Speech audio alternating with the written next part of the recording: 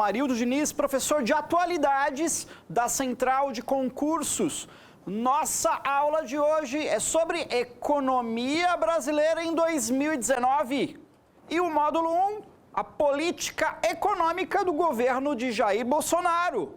Lembrando, o nosso ministro da Economia é Paulo Guedes. Lembrando que nós temos um super Ministério da Economia agora, porque ele engloba a fazenda, o planejamento, a previdência social e trabalho.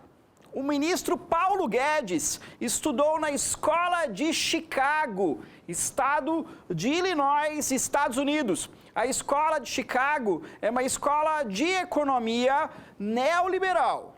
O ministro Guedes chegou a trabalhar no governo de Augusto Pinochet durante a ditadura chilena na década de 1980 com princípios liberais. Ele também foi professor da Fundação Getúlio Vargas e da PUC do Rio de Janeiro. Também foi um dos fundadores do Banco de Investimentos Pactual, um dos mais bem-sucedidos do Brasil.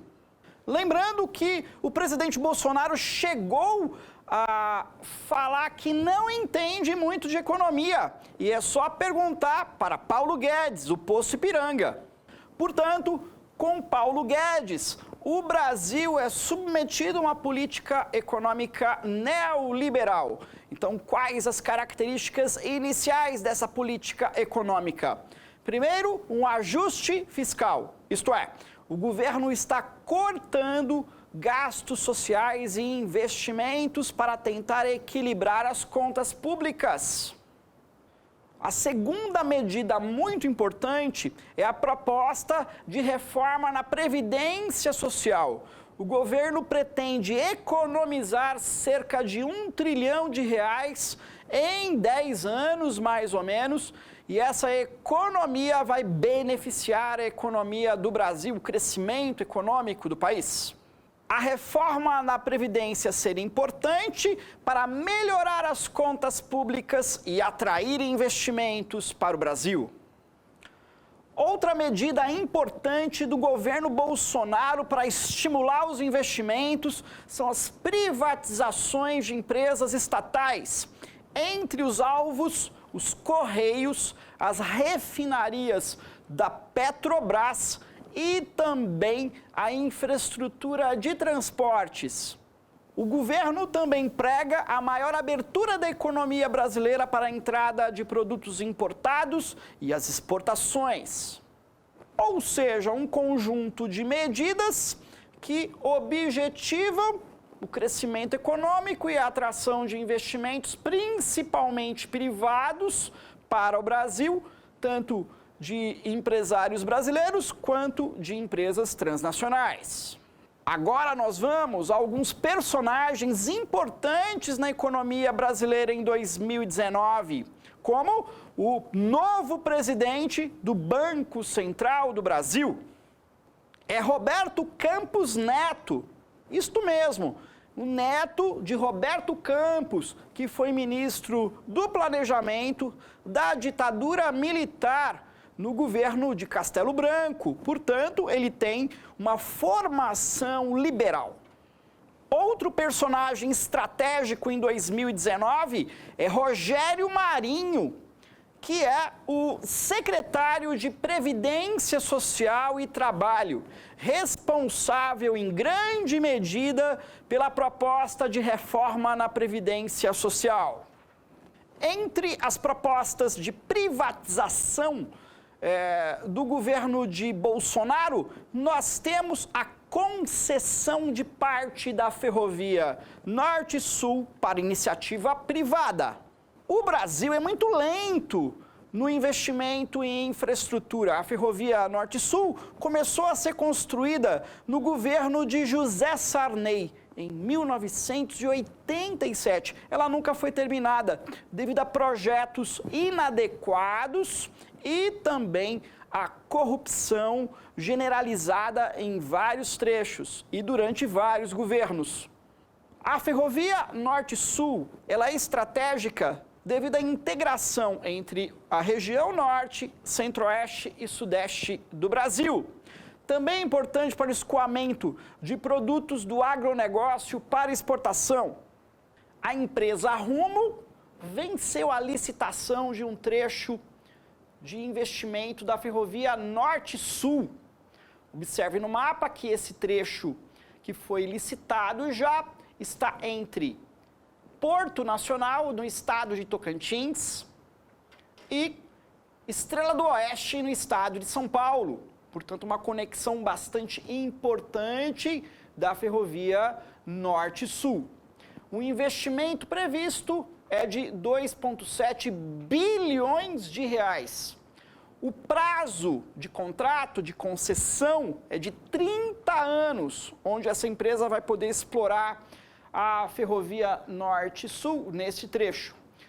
E o trecho apresenta 1.537 quilômetros de extensão.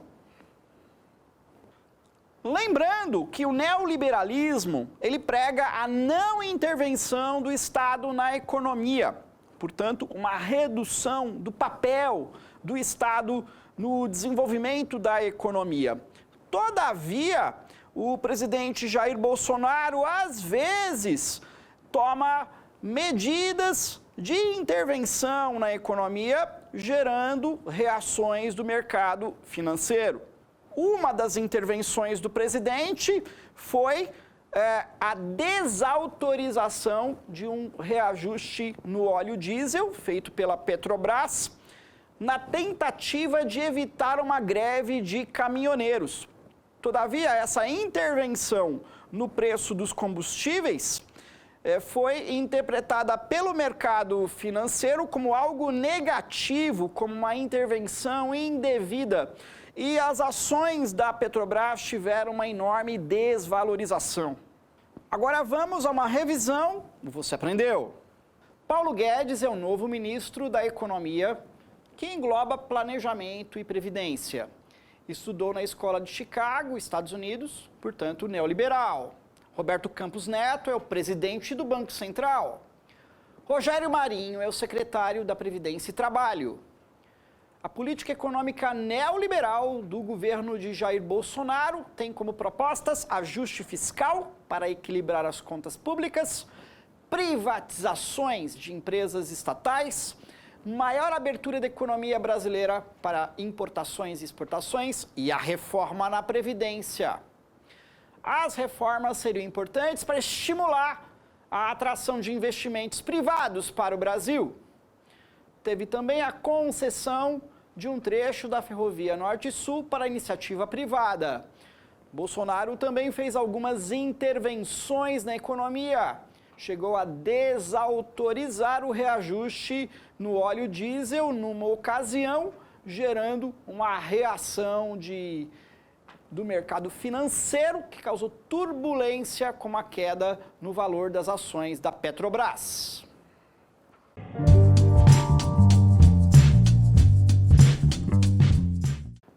No primeiro semestre de 2019, para estimular o investimento em infraestrutura, o governo iniciou um programa de privatizações e concessões para a iniciativa privada. Foi efetivada a concessão, vamos alternativa A, de todas as refinarias da Petrobras. Ainda não. Vamos para B, da totalidade da Eletrobras. Ainda não. Vamos para C, de parte da ferrovia Norte-Sul. Verdade. D, dos Correios. Ainda não. E E, do Banco do Brasil. Também não. Então ficamos com a alternativa C como correta.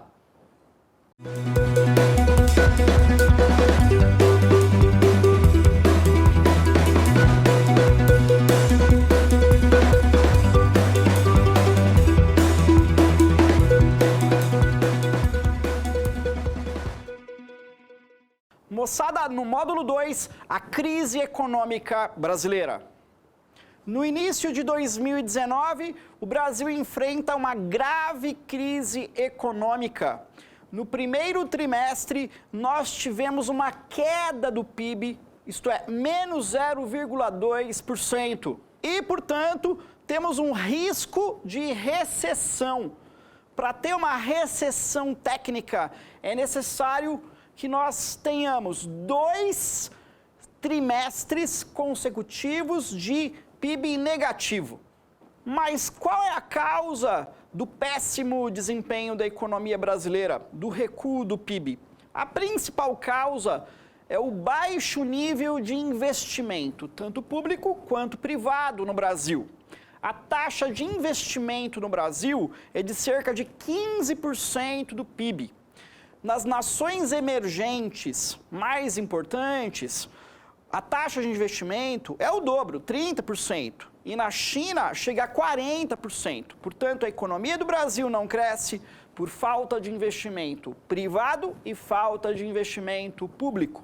As incertezas no campo político, a crise política também no Brasil, dificultam os novos investimentos privados, tanto de empresários brasileiros quanto de empresas transnacionais. A crise por setores. O setor que enfrenta problemas mais graves é a indústria. A indústria brasileira vai muito mal. Teve uma queda de 0,7% no início de 2009. A indústria extrativa, principalmente a mineração, teve um baque de 6,3% de queda, que está relacionada, ao desastre que aconteceu em Brumadinho, em Minas Gerais. O desastre ambiental e social de Brumadinho reduziu as exportações de minério de ferro, contribuindo para o péssimo desempenho da indústria extrativa mineral no Brasil. Surpresa! O agronegócio também vai mal. Teve uma queda de 0,5%. E o setor terciário, ou seja, comércio, serviços, também é muito fraco. No Brasil, no início de 2019, o comércio também começou o ano negativo. Nós sabemos que o Brasil é a 9ª maior economia do mundo. Todavia, é uma economia que tem um crescimento muito baixo e atravessou recentemente um período de recessão. Por que a economia brasileira cresce tão pouco? Devido ao baixo investimento. E o PIB depende bastante, no caso do Brasil, do consumo do mercado interno e também das exportações. Todavia, o consumo das famílias é muito importante para o crescimento do PIB brasileiro. Isto é, o mercado interno brasileiro é muito mais importante do que as exportações para o crescimento do produto interno bruto. O problema no início de 2019 é que nós temos uma falta de demanda, uma falta de consumo, visto que as famílias estão muito endividadas. O percentual de famílias inadimplentes, isto é, com contas atrasadas, chega ao absurdo de 60%. Agora vamos a outros indicadores econômicos. É o seguinte, como a economia do Brasil está muito fraca, teve uma queda na arrecadação de impostos. Com a queda na arrecadação de impostos, as contas públicas se deterioraram ainda mais. Aumentou o déficit público, quer dizer, o governo gasta mais do que arrecada com impostos. Com o déficit público elevado, o governo é obrigado a se endividar, ou seja, pegar dinheiro emprestado dos bancos privados, aumentando a dívida pública. A previsão para 2019 é que a dívida pública do governo brasileiro chegue a mais de 4 trilhões de reais, precisamente 4,3 trilhões de reais, o que significa mais ou menos 74% do produto interno bruto brasileiro. Portanto, temos um preocupante aumento da dívida pública. O que também dificulta os investimentos é a alta taxa de juros, cerca de 6,5% de taxa de juros básica, a Selic. Um indicador positivo é a baixa taxa de inflação, cerca de 4,07% ao ano, que é uma previsão para 2019, embora tenha tido alguns picos de elevação no início de 2019. No gráfico, a dívida pública brasileira, como percentagem do PIB, entre 2003 e uma previsão para 2023. Notem o seguinte, a previsão para 2019 é que a dívida pública do Brasil ela pode ultrapassar aí 80% do produto interno bruto. E se ela não for controlada, pode chegar a 95% em 2023. Agora vamos falar de desemprego. A taxa de desemprego do Brasil é muito alta, está por volta de 12,7% em relação à população economicamente ativa. O que significa que nós temos cerca de 13,4 milhões de desempregados do Brasil. Entre as causas para esse desemprego muito elevado, o baixo dinamismo da economia, poucos investimentos. Também temos problemas adicionais, como os poucos resultados após a reforma trabalhista de 2018. Outros fatores que inibem a geração de empregos são problemas relacionados à qualificação dos trabalhadores brasileiros. Muitos não têm qualificação, solicitada pelo mercado de trabalho. E também os problemas de demanda, baixo consumo das famílias brasileiras, o que desestimula novas contratações. Eis uma das fotos do ano em relação à crise social e desemprego no Brasil. Uma imensa fila de desempregados no Vale do Anhangabaú, no centro de São Paulo. Além de estudar o desemprego, o IBGE, que é o Instituto Brasileiro de Geografia e de Estatística, tem estudado também o percentual de desalentados. Os desalentados são aqueles que desistiram de procurar trabalho. Em 2019, a estimativa é que o país tenha 4,7 milhões de pessoas em situação de desalento. Aqui nós temos a geografia dos desalentados, das pessoas que desistiram de procurar emprego, na sua distribuição regional. Observe, 59% dos desalentados estão na região nordeste do Brasil, onde a crise é muito mais grave. Na região sudeste, 21,4%. Na região norte, 10,9%. Na região centro-oeste, 4,4%. E na região sul, o menor índice, 4,3%. Segundo o IPEA, que é o Instituto de Planejamento e de Economia Aplicada do Governo Federal. Agora vamos a uma revisão, você aprendeu. Agora vamos para a crise econômica no Brasil. Entre as causas, o baixo investimento público e privado, a crise política, o baixo consumo e inadimplência das famílias, que chega a mais de 60%. Tivemos uma queda do produto interno bruto do país no início de 2019, menos 0,2% no primeiro trimestre, devido à crise na indústria, principalmente, que recuou menos 0,7%, na agropecuária e no comércio. Crise na indústria que foi agravada pelo desastre socioambiental de Brumadinho, em Minas Gerais, que reduziu as exportações de minério de ferro da Vale. A inflação continua baixa, a previsão é de 4,07% em 2019. Todavia, temos uma alta taxa de juros, 6,5%. Entre outros problemas, temos uma queda na arrecadação de impostos, que aumentou o déficit público e aumentou a dívida pública brasileira, já em 74% do produto interno bruto. O desemprego é muito alto, 12,7% da população economicamente ativa, sendo mais de 13 milhões de desempregados no país. O percentual de desalentados, pessoas que desistiram de procurar emprego, chega a 4,5 milhões de pessoas.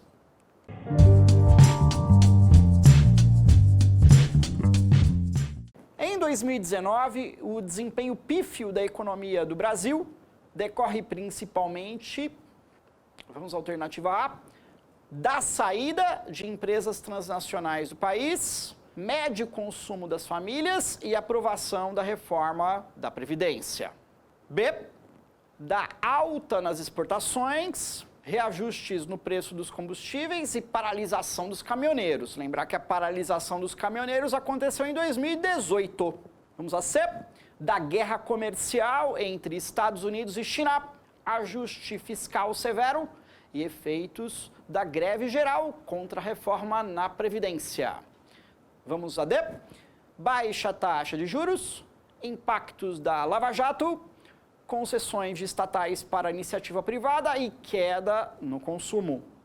Vamos a E, baixos investimentos públicos e privados, crise na indústria, crise política e baixo consumo e inadimplência das famílias. Portanto, ficamos com a alternativa E como alternativa correta.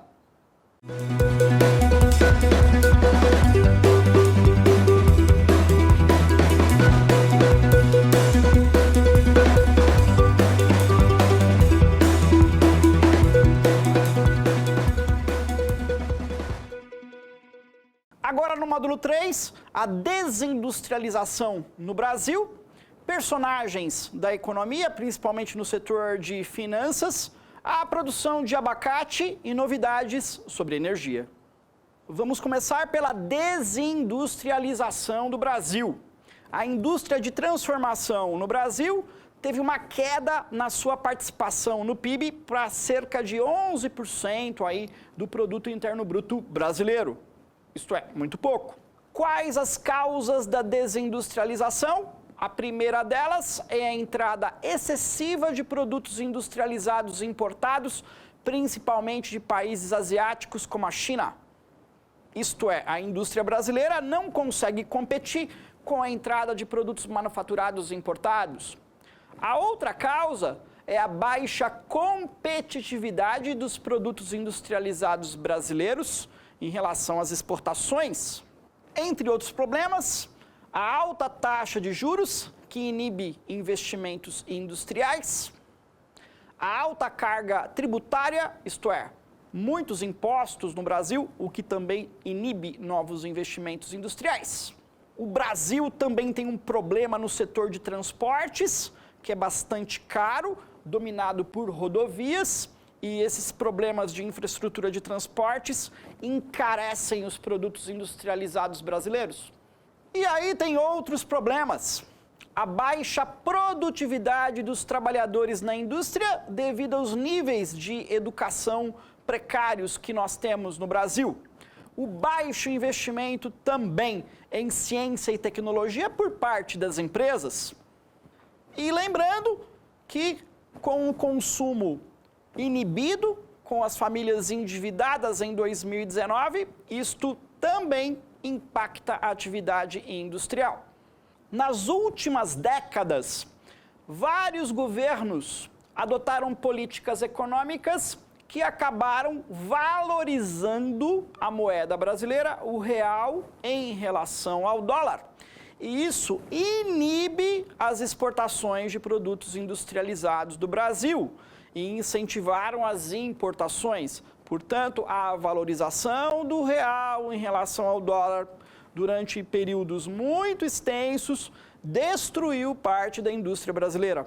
Agora vamos ao cenário internacional. O cenário internacional também está difícil, devido ao protecionismo do governo de Donald Trump nos Estados Unidos. Portanto, nós temos um ambiente protecionista, um ambiente contra o comércio internacional, o que prejudica a indústria brasileira.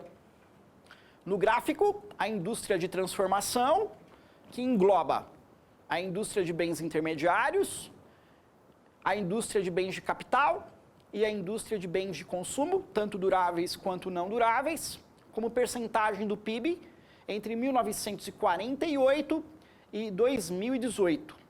Lembrando que em 1986, a indústria de transformação era 27,3% do PIB e em 2018 já tinha caído para 11,3% do PIB. o que revela um processo de desindustrialização do Brasil. O governo de Jair Bolsonaro tem tomado medidas econômicas que afetam a atividade industrial. Uma das medidas polêmicas é a diminuição da tarifa de importação sobre produtos de alta tecnologia e média tecnologia, principalmente celulares e computadores. A proposta é de reduzir a tarifa de importação de produtos tecnológicos de 16% para 4%. Isso beneficiaria os consumidores que pagariam menos por computadores e smartphones. Todavia, houve uma reação de segmentos da indústria nacional que estão incomodados com essa redução de tarifa de importação. Os industriais, os especialistas no setor, afirmam que a redução de tarifa de importação pode prejudicar as indústrias de eletrônicos e celulares instaladas no Brasil, principalmente as localizadas na Zona Franca de Manaus.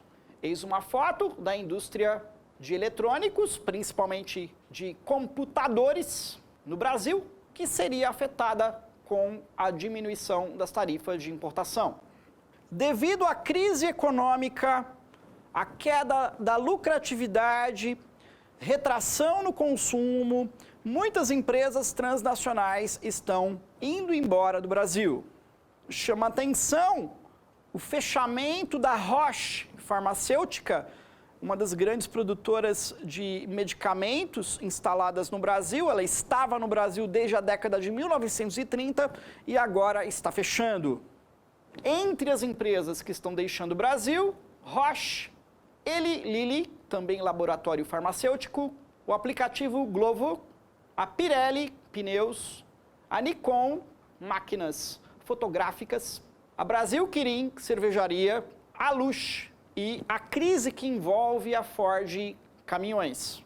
O governo Bolsonaro também autorizou a venda da Embraer para a Boeing dos Estados Unidos. E a empresa já mudou de nome para Boeing Brasil Commercial.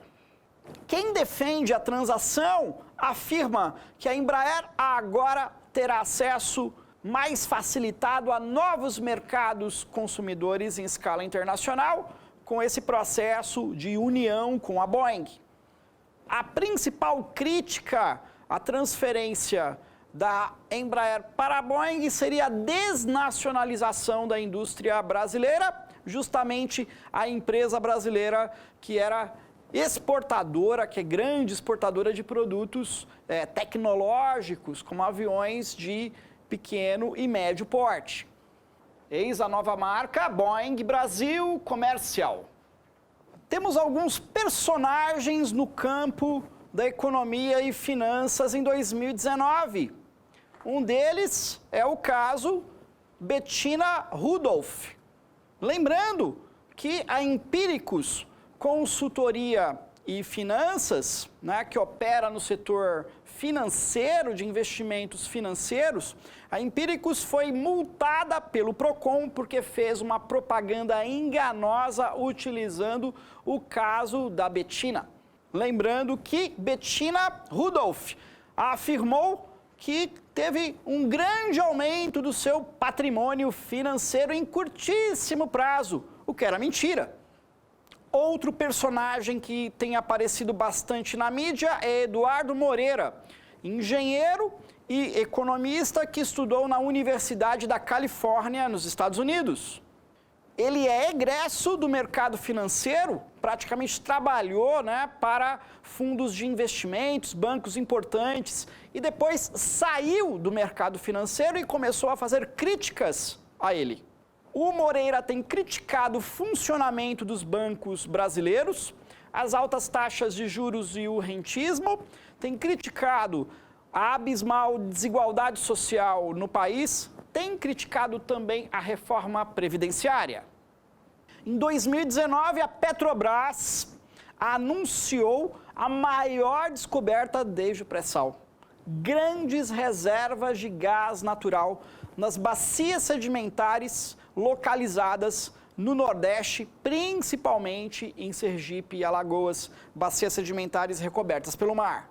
Petrobras, portanto, anunciou mega reservas de gás natural em Alagoas e Sergipe, em 6 campos que têm potencial muito grande de produção. No Twitter, o presidente Bolsonaro anunciou algo bastante relevante, que foi a liberação do mercado argentino para o abacate brasileiro. Lembrando que o abacate representa 0,00% das exportações brasileiras e que os principais clientes do Brasil são a Espanha e a Holanda. O Twitter do presidente chamou muita atenção para a produção de abacate no Brasil, que tem crescido bastante nos últimos anos. Segundo o Censo Agropecuário de 2017, que foi lançado pelo IBGE, o estado líder na produção de abacate é São Paulo, na segunda posição o Espírito Santo, depois Minas Gerais e em seguida o estado do Paraná e o Ceará. Aí as fotos em homenagem aos produtores de abacate do Brasil. O governo também anunciou o fim da polêmica tomada de Três Pinos no país. Então, observe a polêmica tomada de Três Pinos, que tem causado muito transtorno no país nos últimos anos. Mas para que servem os Três Pinos mesmo? Lembrar o seguinte, o terceiro pino, que está destacado no desenho, tem a função de levar direto para a terra qualquer descarga elétrica fora do normal. Portanto, é o fio terra. E os outros pinos servem para a condução normal da corrente elétrica. Agora vamos a uma revisão, você aprendeu. Agora a desindustrialização no Brasil, que está relacionada aos altos juros, à alta carga tributária, a excessiva valorização do real, baixo investimento em inovação tecnológica, baixa produtividade dos trabalhadores, dificuldades de competição com produtos importados e dificuldades nas exportações de manufaturados. Teve uma proposta de redução da tarifa de importação para produtos de tecnologia, como celulares e computadores, criticada pela indústria nacional. Empresas transnacionais estão saindo do Brasil devido à crise econômica e à queda dos lucros. São exemplos a Roche e a Pirelli. Eduardo Moreira, engenheiro, estudou na Universidade da Califórnia e critica a política econômica neoliberal do governo Bolsonaro. A consultoria financeira Empíricos foi multada por publicidade enganosa que utilizou a personagem Bettina Rudolph. A Petrobras descobriu gigantescas reservas de gás natural em Alagoas e Sergipe.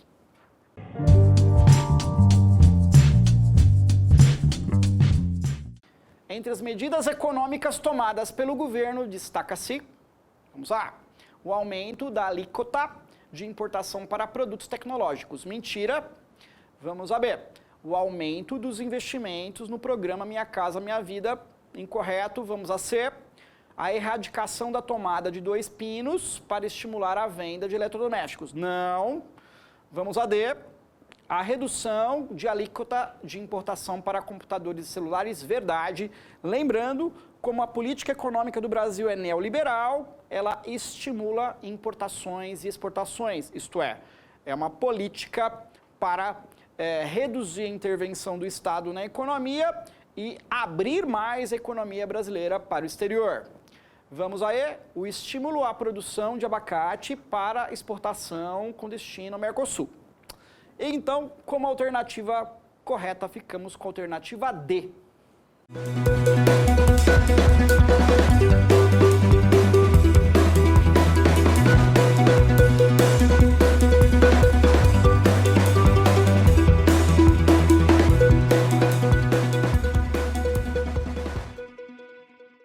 Pessoal, no módulo 4, a economia GIG. A economia GIG tem as seguintes características. A primeira, a atuação de empresas nacionais em empresas transnacionais. A utilização da tecnologia avançada como internet e aplicativos de celulares. O trabalho freelancer, isto é, sem vínculo empregatício rigoroso com as empresas. Os trabalhadores prestam serviços remotamente utilizando tecnologia. Portanto, as empresas têm menos obrigações legais para com os trabalhadores.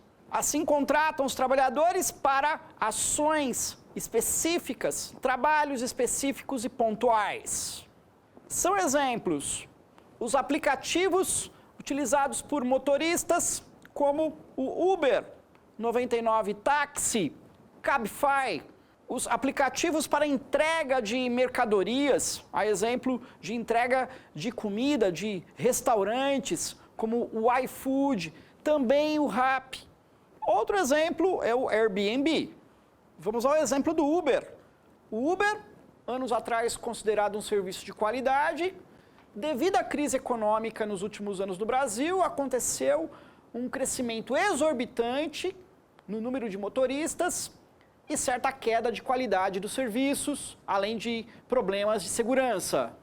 Se transformar em motorista de aplicativo tem sido uma alternativa ao desemprego em massa no Brasil.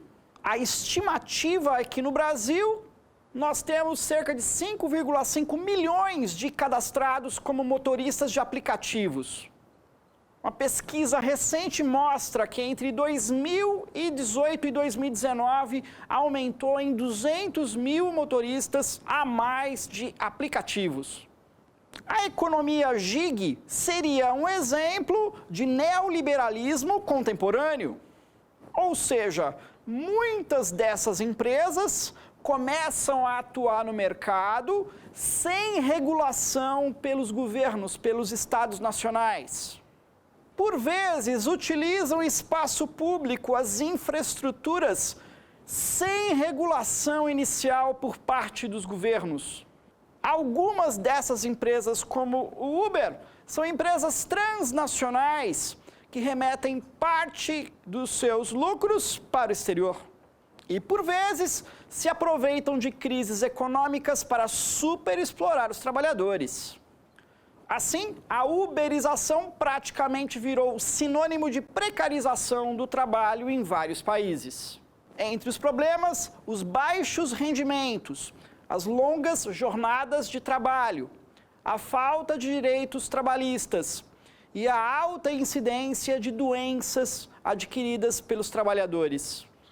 No dia 8 de maio de 2019, teve um ensaio de greve geral de motoristas de Uber em vários países, protestando contra a superexploração pela empresa. Agora vamos a um exemplo. Eis um exemplo que apareceu bastante na mídia, a situação dos entregadores que utilizam aplicativos de celular. Muitos dormem na rua, pedalam 30 quilômetros por dia e trabalham cerca de 12 horas diárias. Outro exemplo de avanço da economia gig tem sido as empresas de patinetes elétricos. Os patinetes propiciam maior mobilidade no espaço urbano.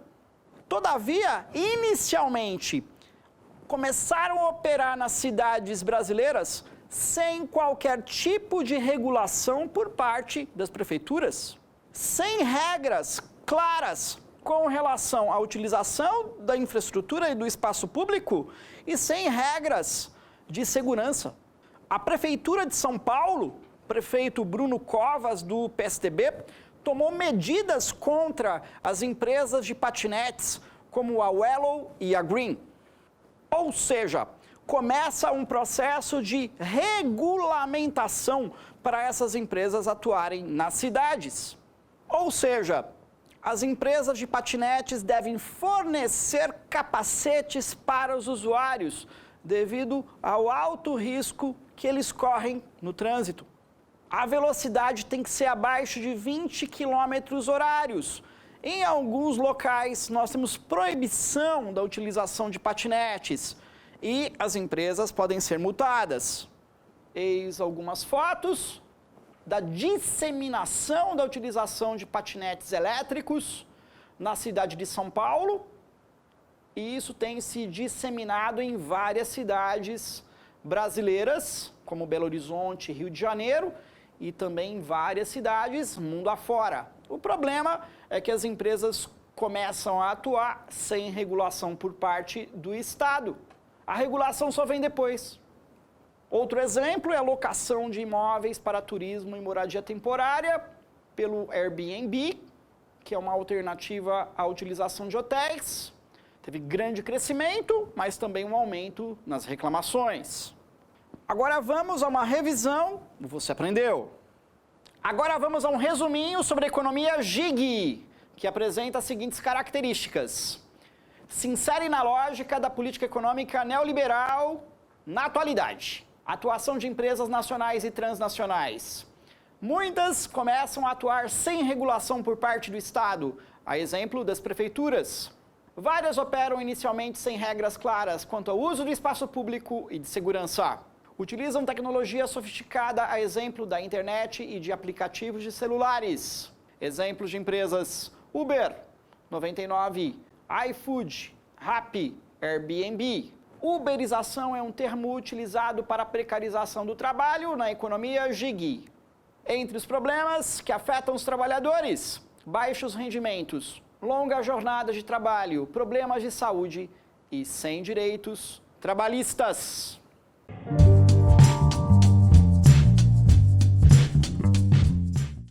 Assinale a alternativa que completa o texto. A economia, vamos ver, desconstrói as relações de trabalho e econômicas tradicionais. Trata-se do universo de trabalho freelancer e toda a estrutura e as atividades financeiras que giram em torno dele. São profissionais sem vínculo empregatício com empresas e que atuam prestando serviços remotamente.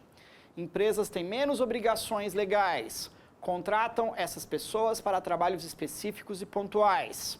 Por vezes, essas atividades envolvem precarização e exploração de trabalhadores. Uber, iFood e Rappi são exemplos. Vamos às alternativas. Alternativa A, liberal. Alternativa B, desenvolvimentista. Alternativa C, social-democrata.